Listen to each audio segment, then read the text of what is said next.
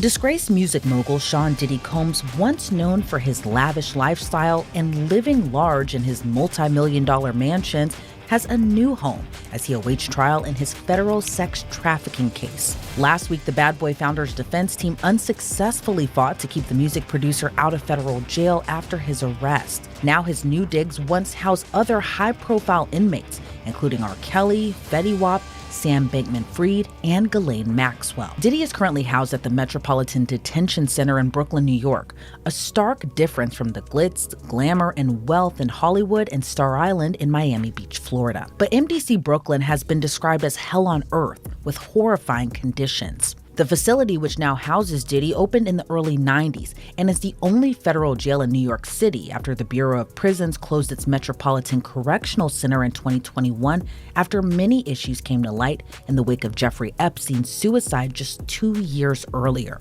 If Sean Combs is focusing on things he cannot control, he will have a miserable experience. When he can call home, when he can visit, the living conditions, exercising maybe an hour a day, showering a few hours a week, if he fixates on that, it is going to be miserable, and every day will feel like a year. On the other hand, if he can learn from those who have come before him and master the experience, my business partner served 26 consecutive years for a nonviolent crime, including 8 years in the penitentiary.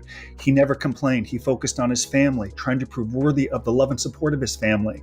If he can do that, the experience, it won't be easy. I'm not insane. It will be more bearable. The choice is up to him.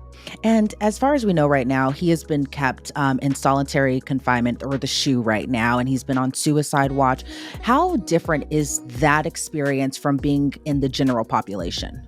It's much harder. If you like to be around people, you like communication, if you're an extrovert, and then suddenly you are isolated 23 hours a day on total lockdown, I'm not spinning that it's difficult. It will test the strongest mind, but he has to understand others have gone through it and emerged successfully. And what he and his lawyers have to understand is they have like a messaging problem. They continue to say things that do not get them closer to what they want, which is bond. It's led to indictments. And if he can begin to introspect and kind of reverse engineer some of his choices and recognize it is my decisions alone that have led me here. And if I can communicate differently moving forward, maybe the ultimate sentence, even if convicted, could be better. Perhaps could lead to bond eventually, but it can be very difficult in segregation. And his lawyers have to stop blaming and excusing and talking about how difficult the experience is, because here's what a judge is going to say. If you were so concerned about what these filthy living conditions would be like in a detention center, if you were so concerned about your safety, you wouldn't have obstructed justice. You would not have, according to the government, created victims over a sustained period of time. Until he changes his message, more problems are going to follow. And Diddy allegedly has been accused of using different drugs in the past. Even prosecutors have said on the night he was arrested that there was allegedly pink cocaine in his hotel room. There's no question. People who know they're going to prison who have been on medications, either illegal or illegal, it would be wise to understand the Bureau of Prisons might not prescribe you what you like. And if you're taking illegal drugs, unless you're engaging in the prison hustle, you're not going to get it. It would be easier to get the drugs and engage in the prison hustle in general population, but not when you're on lockdown for 23 hours a day. So certainly it is a brutal adjustment if you are on no drugs, but certainly if you are withdrawing, isolated 23 hours a day without getting things that you can get the snap of a finger, it makes the decision or the process that much harder, which is why I can assure you, based on what happened with Epstein, the high profile nature of the failures of this prison in the past, including some judges not even sending prisoners there because they were so concerned about their safety, you can expect staff is watching him, not 22, 23, 24 hours a day. They do not want more problems. And this is a man going from private chefs and food from across the world to a set menu just like any other detainee or inmate. After being arrested for some seriously heinous crime, he's got massive legal fees to pay, and now the financial heat is on. With his millions locked up, Diddy's suddenly facing life without the luxury he's been used to. And let's just say, he's struggling. This could be the biggest downfall we've seen in a long time. Buckle up. It's about to get messy. You know, you go back and you look at Hollywood and you've got everybody talking about that Harvey Weinstein and Les Moonves. They were only the latest of generations of violation that happened. When people chase greed in entertainment and music, they make compromises. And parents tell their kids, when kids would get involved in this, oh, you know what? You don't want to look at the gymnast. Remember the doctor was violating gymnasts? Or whatever. And some of the parents said, well, stay away from him, but you don't want to be off the team. It'll ruin your Olympic chance. And they finally, God bless them, they stood up to the National Gymnastics Board and everything about it. This is people chasing greed, and there's a price. And parents have been enabling it. You know, Vinny, God bless you, you're talking about, would you as a parent do it? A lot of parents have looked that in the eye, that monster in the eye, and they said no. They didn't want to blow their kid's chance for fame, and they let it go. This is about chasing greed. Sean Diddy Combs is locked up in a federal jail that has been plagued by harsh conditions and violence. The Metropolitan Detention Center in Brooklyn has seen multiple deaths in recent years. An inmate was stabbed to death in July, and several others have died by suicide. It's these reasons, among others, that Combs' lawyers are fighting to get him out of there. They want him released on bail rather than being kept in jail while he awaits trial on sex trafficking charges. Combs is just the latest high-profile defendant to be locked up at MDC Brooklyn. Before him, there were R. Kelly, Elaine Maxwell, and crypto scammer Sam Bankman-Fried. Maxwell complained about her treatment at the facility, which included round-the-clock checks in the wake of her associate Jeffrey Epstein's jail suicide. A few years ago, a week-long power outage in the dead of winter left detainees in drab, cold conditions. Judges have also raised alarms. They've pressed the Bureau of Prisons for status updates and implored the agency to fix things. One judge even refused to send some defendants to the jail. For now, Combs is one of about 1,200 people locked up at MDC Brooklyn. He's the highest profile detainee at a place that's been described as hell on earth. Hey, I'm Hallie, and tonight we are learning in just the last few minutes that a federal judge is now refusing to grant Sean Diddy Combs bail. Instead, he's going straight to jail tonight after Diddy pleaded not guilty to charges of sex trafficking and racketeering. Want to show you some of these brand new court sketches coming into us, like literally in the last 90 seconds. This is Combs in court after prosecutors arrested him at a hotel in Manhattan. It's where he's apparently been living for weeks, according to what a person familiar with the move tells NBC News. All of it a tipping point now in that sprawling federal investigation into the superstar's alleged years of sex crimes dating back to 2009.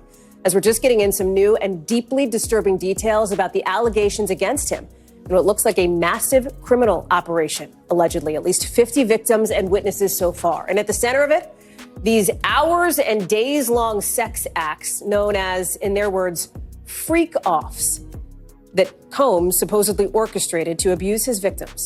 Combs allegedly planned and controlled the sex performances, which he called freak-offs. And he often electronically recorded them. Prosecutors say Combs punched and kicked his victims to try to keep them under control. He'd also, they say, filled them up with drugs like ketamine and ecstasy for long periods of time, even using incriminating records to try to manipulate his victims. Prosecutors say they discovered this wide range of evidence against Combs in several raids. They found things, they say, like AR-15s, narcotics, more than 1,000 bottles of baby oil and lubricants. Diddy made a bold financial move just before his world was shaken by federal charges. The hip-hop legend arranged a $18.8 million mortgage on his luxurious Star Island mansion, worth $48.5 million, quietly in advance of a sex trafficking indictment. The payment came ahead of a federal raid that led to serious accusations of Combs orchestrating underground freak-off parties involving drugs, sex workers, and alleged trafficking. Why is that not a fair outcome? What he did here is on a magnitude of unlike anybody else you could imagine. A week after these public searches were televised, he gave us his passport. His children gave us his passport. He then paid off the mortgage entirely on his Miami home, $18 million. It's instructive that he's gonna have a bail package ready so that if he was arrested, he would have something ready so that he could get out the next day and show the judge he's taking this very seriously, which he is, which is why 12 days ago, Chris, When we thought there's an indictment that may be coming, he flew to New York the very next day. And that's an extraordinary move for a defendant who's been under investigation that he's been aware of for at least 6 months. He has done everything somebody under investigation can do. I can't think of anything else that he could have done. He's fighting, he's innocent, and he's gonna be able to show it. Today I'm announcing the unsealing of a 3-count indictment, charging Sean Combs with racketeering conspiracy, sex trafficking, interstate transportation for prostitution. The indictment alleges that between at least 2008 and the present, Combs abused, threatened, and coerced victims to fulfill his sexual desires, protect his reputation, and conceal his conduct. As alleged in the indictment, to carry out this conduct, Sean Combs led and participated in a racketeering conspiracy that used the business empire he controlled to carry out criminal activity, including sex trafficking, forced labor, kidnapping, arson, bribery, and the obstruction of justice. Let me say a little bit more about the charges. The indictment alleges that Combs abused and exploited women and other people for years, and in a variety of ways. As alleged, Combs used force, threats of force, and coercion to cause victims to engage in extended sexual performances with male commercial sex workers. Combs allegedly planned and controlled the sex performances, which he called freak-offs, and he often electronically recorded them. The freak-offs sometimes lasted days at a time, involved multiple commercial sex workers, and often involved a variety of narcotics, such as ketamine, ecstasy, and GHB, which Combs distributed to the victims to keep them obedient and compliant. As alleged, when Combs didn't get his way, he was violent, and he subjected victims to physical, emotional, and verbal abuse so that they would participate in the freak-offs, and that Combs hit, kicked, threw objects at, and dragged victims, at times by their hair.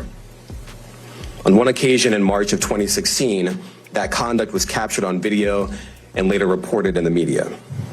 Specifically, Combs kicked, dragged, and threw a vase at a victim in a Los Angeles hotel when the victim was attempting to flee. As alleged, these assaults often resulted in injuries to the victims, which took days or weeks to heal. In addition to the violence, the indictment alleges that Combs threatened and coerced victims to get them to participate in the freak-offs. He used the embarrassing and sensitive recordings he made of the freak-offs as collateral against the victims. And the indictment alleges that he maintained control over the victims in several ways, including by giving them drugs, by giving and threatening to take away financial support or housing, by promising them career opportunities, by monitoring their whereabouts, and even by dictating their physical appearance. Because of all of this, the indictment alleges that the victims did not believe they could refuse Combs without risking their security or facing more abuse.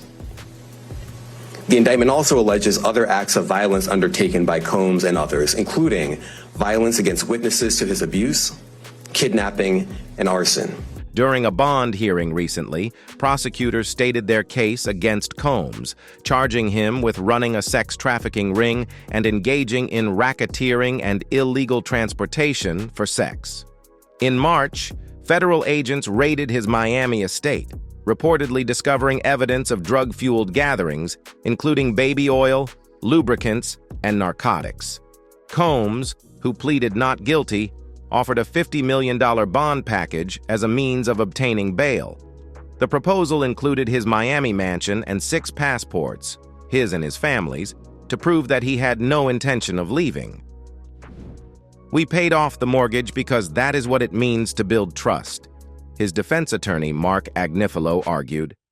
The judge refused bail, citing the possibility of flight risk, violence, or interference in the investigation, despite being unconvinced.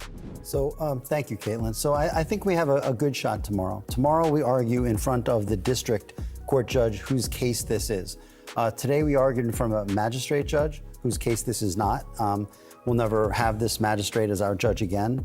But tomorrow we argue in front of Judge Carter, and it's Judge Carter's case till the end. So Hope springs eternal, but I think we have strong arguments, and I think we have a good chance. Well, and what prosecutors are arguing is not only does your client pose a flight risk, because obviously he's incredibly wealthy, has access to planes and a lot of staff, even though you said he turned over his passport to you months ago, they were also worried about him being able to interfere with witnesses. So since September 5th, you had known, you expected it was likely he was going to formally face charges. So I really knew he was formally going to face charges on March 25th, the day of the searches, when Homeland Security searched his Los Angeles home, his Miami home, and his airplane.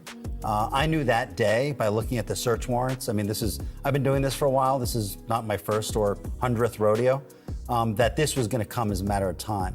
What I realized in early September is that it was coming soon. And so it was time for Mr. Combs to come to New York, which he did. And let me just point out one very important thing. The prosecutors are seizing on something that happened 8 years ago. You know, this video that we've all seen, and it's a bad video for Mr. Combs, and he said so himself when he gave his apology.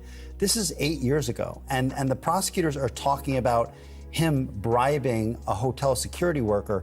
There was no criminal investigation. This was just a matter of personal embarrassment. And this whole notion that Mr. Combs is forcing drugs on someone is just nonsensical, and it's going to prove to not be true. Well, on that video, he initially denied the allegations when his then girlfriend, who is in that video, filed a lawsuit last fall. And we have that video. I should note CNN was the first outlet to exclusively report on it. He denied that happened when she filed it in a complaint. And then when the video came out is when he apologized for it. So I wasn't his lawyer back then, so I don't think he denied. I mean, I think the lawyers were the ones mostly making the denials. I think they were denying sex crimes. I mean, because at the end of the day, the gravamen of that civil complaint wasn't a misdemeanor assault, which is what you see on that video. Not minimizing it, but it's a misdemeanor assault. What the gravamen of the complaint was sex crimes, and he denied that, and he still does. Well, and you're saying that this is all just about that one relationship, but when you read through the indictment, they say that there's not just one victim. They say there's multiple victims here today, and what I heard described was they said they have 50 witnesses or victims. Yeah, I think it's 49 witnesses and one victim. I think if you broke it down, and I say that because count 2, which is the sex trafficking count, has victim number 1, and there is no victim number 2 anywhere in the indictment. Legal experts believe that the mortgage payment took advantage of Florida's Homestead Act, which protects homeowners from losing their primary residence's equity, even in the event of legal troubles. The actions of O.J. Simpson is mirrored by this move. Despite a $100 million civil judgment against him, Simpson remained in possession of his Florida mansion. Combs secured the protection of his prized asset by settling the mortgage. The case has shed light on Combs' extravagant lifestyle, particularly his Star Island residence. In 2003, the 7-bedroom estate was purchased for $14.5 million, and since then, it has transformed into a 14,800 square foot mega mansion that includes multiple pools, a spa, and luxurious cabana-style pool houses. The Star Island Enclave, which now has a valuation of $48.5 million, is home to fewer than 50 estates owned by billionaires and celebrities like Alex Rodriguez and Ken Griffin. And off the top at 5:30, we continue to follow breaking news out of Star Island. Several law enforcement agencies are raiding the home of hip-hop mogul P. Diddy. And tonight, we are learning it may be tied to alarming allegations. Let's get right out to CBS News Miami's Larry Seward. He joins us live from the scene with what we know so far. So, Larry, what can you tell us at this point? Authorities not confirming very much beyond the fact that this is part of an ongoing investigation started by Homeland Security investigations in the state of New York. Behind me, that is the entrance to Star Island. You can see the Miami Beach police car there at the entrance. If you look to your right, you can see this is where the Homeland Security investigations are set up with their command post. We've seen not only HSI police, we've also seen an FBI agent and numerous other officers going in and out of the house that is behind it. You can see the beige complex there. That home home. We understand, according to property records owned by Sean Combs, or Diddy as he is known, that property, again, being searched at this hour. We also know, obviously, Sean Diddy Combs has properties in Los Angeles and New York. We understand from our colleagues in Los Angeles that earlier today, helicopter hovered above one of Diddy's homes there, that a similar law enforcement they showed up there as well to search the property. It's not clear exactly what they're searching for or the details of the investigation. We've asked Homeland Security about that. They're only saying that this is part of an ongoing investigation led by New York, but obviously the properties in Los Angeles and the property here in Miami being searched as we speak. We're going to stay on top of this story and bring you more details as we get it. But back here live, you're looking at, again, HSI police setting up their investigation at this house. You can look and see in the driveway, the gate, it looks like that gate has been disabled because it's sort of just leaning up against the pillar on the side as they're backing a van up into the property. Again, we're going to try to get as much information as we can. We talked to neighbors. They told us that these police officers showed up about 2 or 3 hours ago. If there's minors involved, then he should be punished. But if he's just a freak doing some freak shit with adults, I couldn't give a f***. You know what I'm saying? I don't know why anybody should give a f***. For the fact that the feds was in his house and knocked down the fucking gate, and Stevie J said a fucking tanker on Star Island. I've been on that island 100 times. Ran through the gate, disrespectful like some next shit. You know what I'm saying? Why all of that? Why all of that show? When they went to go see if Trump was, like being reckless with classified fucking documents that could put the fucking world in arm's length. Did they use a tank for that? Did they? Did they actually think this man is gonna have? This video I made of celebrities that live on Star Island, that homemade island out in Biscayne Bay. I have Rick Ross, I have Gloria Estefan. Check it out. So here is Jennifer Lopez and Alex Rodriguez. Yes, I said Alex. They actually purchased it in 2020 for $32.5 million. I wonder who has custody or if they share it on the weekends. It's a beautiful mansion. And here is Gloria Estefan and her husband Emilio Estefan's Star Island mansion that they purchased in 1986. So word around the island is that Mr. Rick Ross is under contract for this $37.5 million mansion. Here is Rosie O'Donnell's former mansion. She purchased it in 1999 for $6.7 million and sold it in 2016 for $16.5 million. Nice job. And Diddy owns both of these mansions. He bought the first one in 2000-ish and the second one in 2021 from...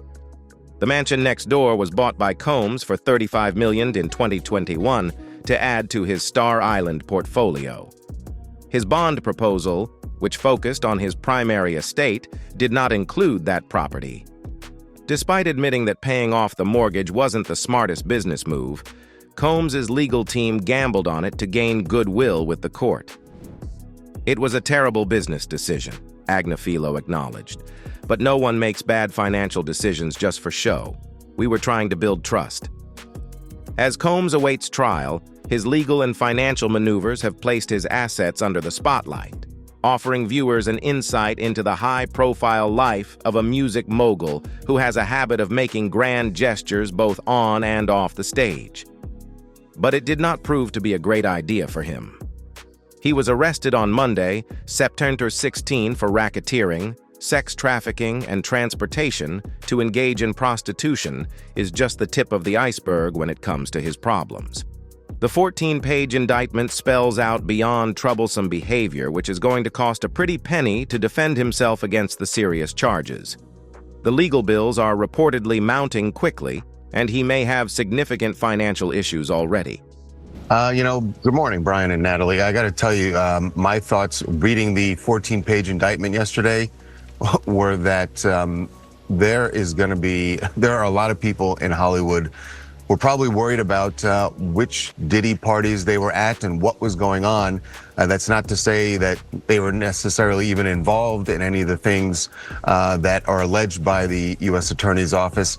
But if you're at that party and it turns out that that's when he set up one of these freak-off sex parties, or that it was going on in another room and you didn't know about it, there's a good chance that you're going to be called by the U.S. Attorney's Office.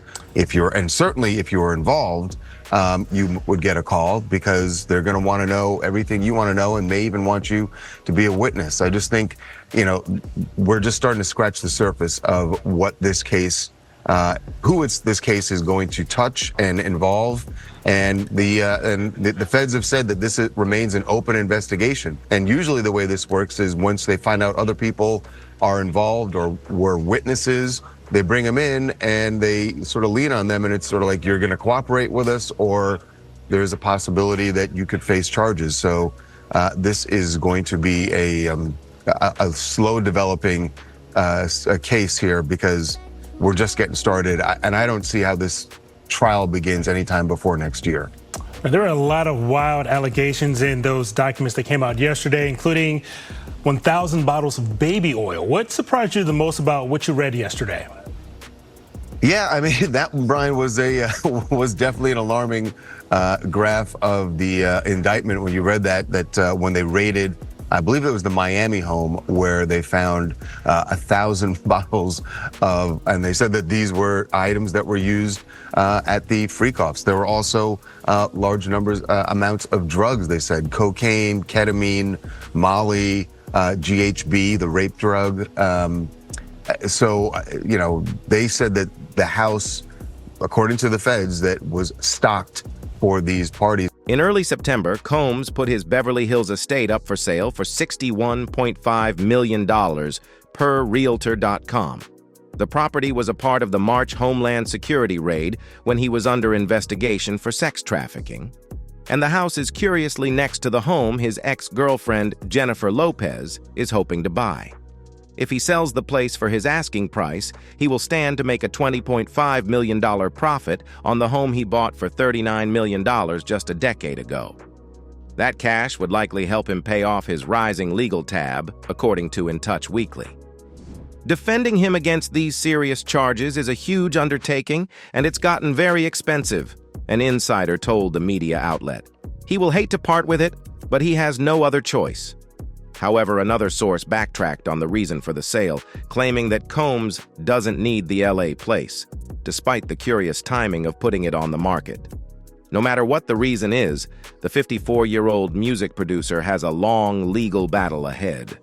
Mark Agnifilo, Combs' attorney, fought against the charges outside the courtroom on Tuesday, September 17.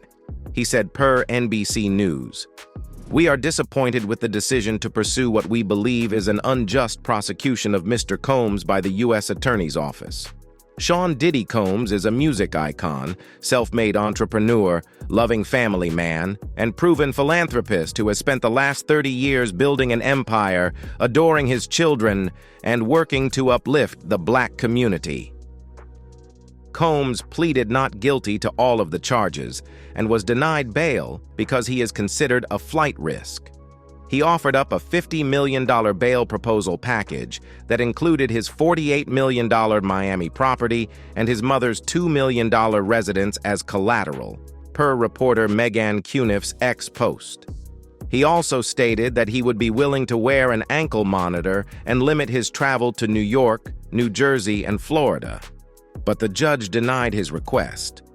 In an effort to secure bail, Combs' defense team, led by attorney Mark Agnifilo, proposed a $50 million bond package. His palatial Star Island home was at the center of the offer, backed by 6 passports, Combs and his family's, to show the rapper wasn't going anywhere. "We paid off the mortgage because that is what it means to build trust," Agnifilo argued in court. But the judge claimed Combs could still flee, get violent, or tamper with the investigation. Bail? Denied. Combs paid off the mortgage on his Miami home ahead of his arrest, likely also taking advantage of Florida's Homestead Act, which protects homeowners from losing the equity in their primary residence, no matter the circumstances, a legal source told the Post. This law shields assets like home equity and pensions from creditors. It's the same legal loophole that allowed O.J. Simpson to comfortably live in his Florida mansion, untouched by the Goldman family's $100 million judgment against him.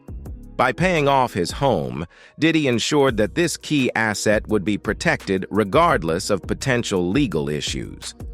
But the bond details lifted the lid on Combs' extravagant lifestyle, giving a glimpse into the luxurious life he built over decades of hits and high-profile ventures. The crown jewel? His Star Island spread, which the appraisal pegged at $48.5 million, though the county property assessor marked it lower at $44.3 million. But all this fortune is now going to cause a huge problem for him because he is already under arrest, and as we all know, if bad times start, it can ruin everything. That's all for today. Make sure to share your thoughts in the comments below. For more updates, hit the bell icon.